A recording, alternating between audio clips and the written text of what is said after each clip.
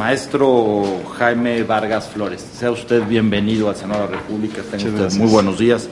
Usted ya conoce el formato, hasta 5 minutos para presentar su programa de trabajo, ideas o conceptos. Después de ello, si así lo deciden los senadores de la República, podrán hacerle una serie de preguntas, cuestionamientos.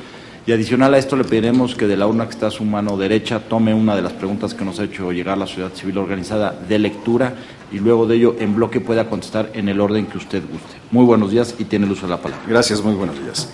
Hola, muy buenos días, senadores y senadoras. No podemos concebir un Estado democrático sin una política de libro abierto. En mi concepción, libro abierto significa que los ciudadanos tengan libre acceso y puedan estar informados del acontecer público, así como el destino de cada peso que los sujetos obligados gastan. En la medida que se cuenta con una información plural, oportuna y fidedigna, se traduce a que los ciudadanos cuentan con mejores herramientas para tomar mejores decisiones y se traduce en mejores gobiernos. Siempre he sostenido que un gobierno con iniciativa transparente es un gobierno que genera confianza. Como reto del órgano autónomo, debemos generar estándares de supervisión y vigilancia respecto a la transparencia y rendición de cuentas de los sujetos obligados en el ejercicio de los recursos públicos, siempre sujetos a los principios rectores que rigen la función. Debemos vigilar que toda la información en posesión de cualquier autoridad, entidad, órgano y organismo de los poderes ejecutivo, legislativo y judicial, órganos autónomos, partidos políticos, fideicomisos y fondos públicos, así como de cualquier persona física, moral o sindicato que reciba y ejerza recursos públicos o realice actos de autoridad en el ámbito federal, estatal y municipal, es pública. No podemos ni debemos solapar la opacidad en el manejo de los recursos públicos. Debemos promover, respetar, proteger y garantizar el derecho fundamental para que toda persona tenga el derecho al libre acceso a la información plural y oportuna y no conculcarle este derecho humano, siempre actuando bajo el principio de progresividad y pro persona.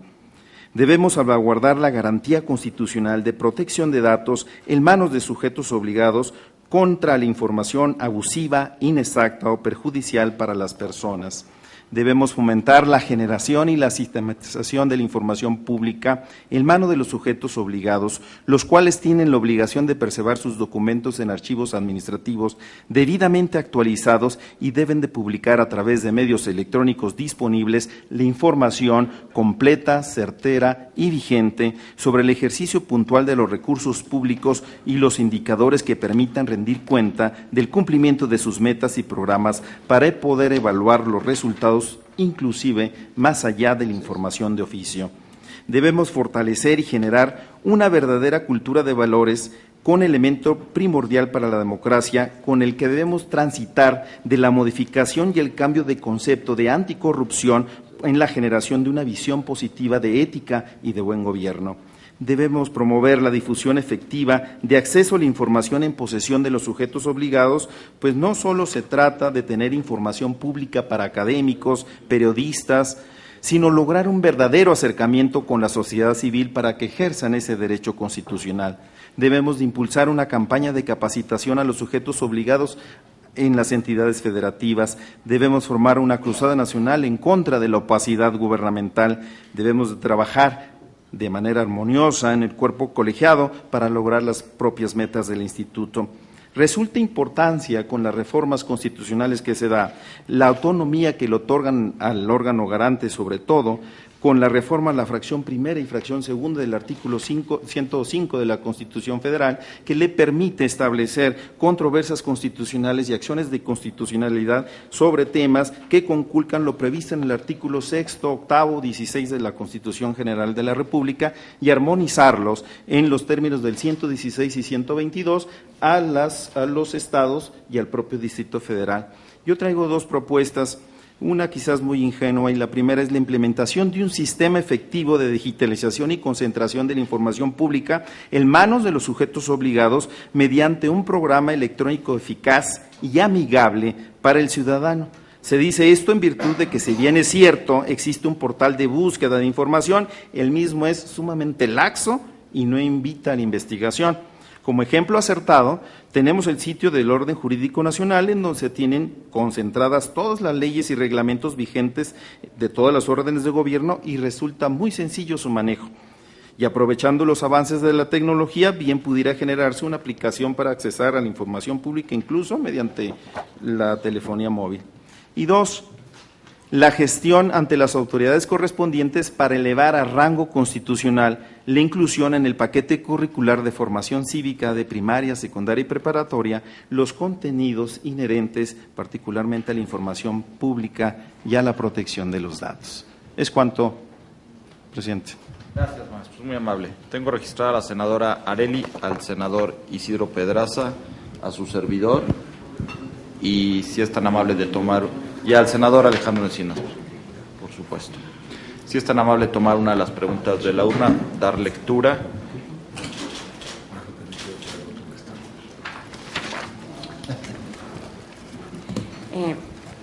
Bienvenido al Senado. ¿Le va a dar lectura? Sí. ¿Qué propondría para asegurar que los sujetos obligados den información completa y actualizada del ejercicio de los recursos públicos? Gracias, maestro. Senador Areli. Bienvenido al Senado de la República, licenciado Jaime Vargas Flores. En su plan de trabajo y ahorita en su exposición, usted configura el término libro abierto y hace la afirmación de que no podemos concebir un Estado democrático sin ese término. ¿Nos podría explicar de dónde tomó esa figura y qué diferencia existe con el concepto de gobierno abierto? Muchas gracias. Gracias, senador. Senador Isidro. Buenos días, compañero. Viendo su currículum, veo que tiene ya desde el 96 y asegurado hasta el 2016 su permanencia en órganos electorales. Yo le pongo una primera pregunta: ¿no se equivocó de instancia y no era ante el INE donde debe haber ido inicialmente? Que creo que la concurrencia de convocatorias casi paralelas creo que generaron algunos confusión en ese tema, y muchos han venido con una currícula muy amplia en materia electoral, y considero que a veces se podría estar en un campo equivocado al pensar que como se están eligiendo órganos, pues hay que ir aunque sea ese. Y usted habla de hacer una cruzada en contra de la opacidad. ¿Cómo se le imagina, cómo le implementaría, con quiénes le implementaría, qué aspectos fundamentales de la vida pública de este país habría que transparentar, cuáles son los órganos a su juicio son más opacos y por qué ese tipo de necesidades de herramientas? Gracias. Gracias, senador Isidro Pedraza. Maestro, yo le preguntaría, ¿encuentra usted alguna relación entre lo que se llama el bloque de constitucionalidad y el control difuso de convencionalidad? Por su respuesta, muchas gracias, senador Encinas. Muchas gracias, senador Escudero. Bienvenido, licenciado Jaime Vargas Flores. Gracias por su participación. Bueno, usted es el primer ponente que introduce como una propuesta de los criterios a seguir en la selección de los aspirantes a integrar el nuevo garante la representación regional. Este es un tema que discutimos en la lógica de buscar retomar las experiencias de los órganos garantes locales.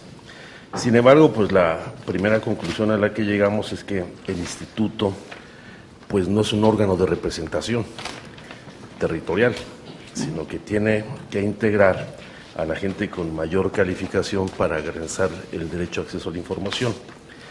Y en el escrito que nos ha enviado señala que hasta la fecha los integrantes del IFAI han sido fundamentalmente residentes de la ciudad capital de la República y que hay elementos potenciales fuera de ella que podrían ponerle un ingrediente valioso a la consolidación democrática del órgano, ya que se tienen visiones distintas desde un ángulo diverso al tradicional, bajo contextos geográficos y sociopolíticos.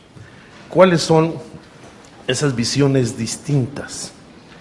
Y dentro de esas visiones distintas, ¿cómo entenderá usted entonces lo que hemos discutido, por ejemplo, con el ponente anterior, sobre la continuidad y el desarrollo del servicio profesional dentro del instituto. Gracias, senador Alejandro Encinas. Maestro, si es tan amable ahora sí de dar respuesta en el orden que usted desea hacerlo. Muy bien, gracias. Muy interesantes.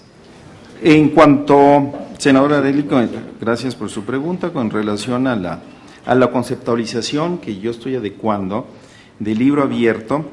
Pues eso es aún y cuando pudiera generarse una similitud de gobierno abierto y libro abierto, es un concepto que yo he utilizado desde hace muchos años con mis alumnos en la Facultad de Derecho. Casualmente, en los últimos tiempos sí he escuchado particularmente el de gobiernos abiertos. Realmente, si estamos buscando una transparencia, que los recursos públicos que se utilizan y todos los pesos y centavos que se gastan en manos de los sujetos obligados deben de estar a los ojos de todos los ciudadanos. Razón por la cual siempre yo he utilizado, en los últimos, que podrían ser 10 años, he utilizado este concepto.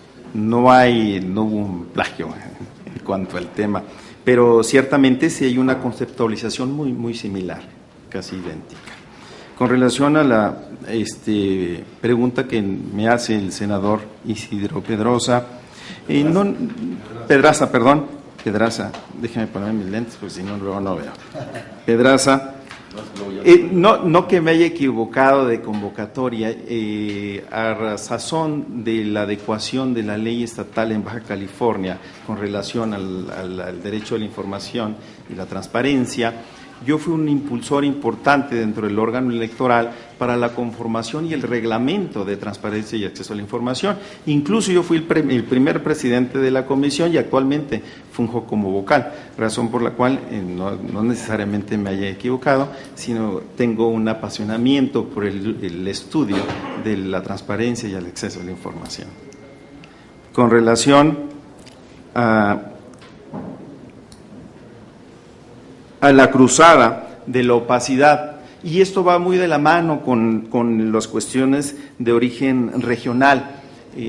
Básicamente los que residen en el Distrito Federal, y no necesariamente lo es, pero básicamente se enfocan en el orden federal, en las instituciones de orden federal, y nosotros que vivimos en las regiones donde hay una concentración de municipios, pues nos enfocamos al ejercicio público municipal. Y sí, en lo personal me he dado cuenta que hay muchos municipios y algunos estados, pero particularmente municipios, que no son realmente claros. Y voy a ser un poco puntilloso.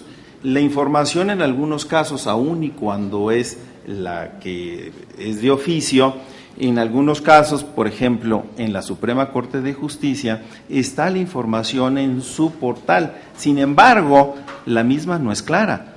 Si ustedes tienen la oportunidad de revisarla, se maneja de manera global, lo que hace difícil para un ciudadano establecer, si uno quiere saber cuánto gana un ministro de la Corte, saber precisamente cuánto son sus ingresos. Entonces, realmente el hecho de que podamos nosotros poder invitar a que a todos los entes y todos los sujetos obligados realmente sean claros en la información que establece, en esa medida vamos a lograr una mayor transparencia. Asimismo, con relación a la pregunta que nos hace el senador, realmente es importante tomar los conceptos que menciona. En primer término, de acuerdo al artículo 1 de la Constitución General de la República, establece que para efecto de las determinaciones pues se tomarán en función de los tratados internacionales en los que México forma parte. Y bueno, en el tema del control difuso, pues eso está establecido para los tribunales constitucionales. Sin embargo, sí es de gran relevancia el establecimiento del estudio de la convencionalidad para la determinación, incluso en la determinación de estos temas, porque siempre estamos buscando que el principio fundamental que debe de prevalecer es el principio pro homine, de tal suerte que en toda resolución que debemos tomar como órgano garante, siempre debemos tutelar el derecho pro persona. Sí, maestro, perdón, nada más para que me quede claro. ¿Y qué deberíamos de entender por bloque de constitucionalidad? El bloque de constitucionalidad. Este bloque de constitucional es el estudio que pueden relacionar toda la articulación que se da entre un artículo y otro y la relación directa que va a tener en la definición o en la resolución, en el marco jurídico de establecer cuáles son las funciones y los alcances. Gracias, con eso más. Gracias. ¿Ya acabó? No, me falta la última. De la ánfora. ¿Qué propondría para asegurar que los sujetos obligados den información completa y actualizada en el ejercicio de los recursos públicos? En el mismo sentido que comentaba hace unos momentos, realmente se debe de establecer una liga importante entre los tres órganos de gobierno y particularmente entre los sujetos obligados, porque en este caso pues ya entran también los partidos políticos, el que puedan establecer que en la información que se cuente sea realmente la correcta. ¿Es cuánto? Gracias. Es usted muy amable, maestro Jaime Vargas Flores. El Senado de la República le agradece el haberse inscrito a esta convocatoria pública y abierta y le agradece el haber estado con nosotros esta mañana. Esto es muy amable. Muchas gracias. Gracias. Le pedimos a la Secretaría Técnica que acompañe al maestro. Si desea quedarse, es usted bienvenido.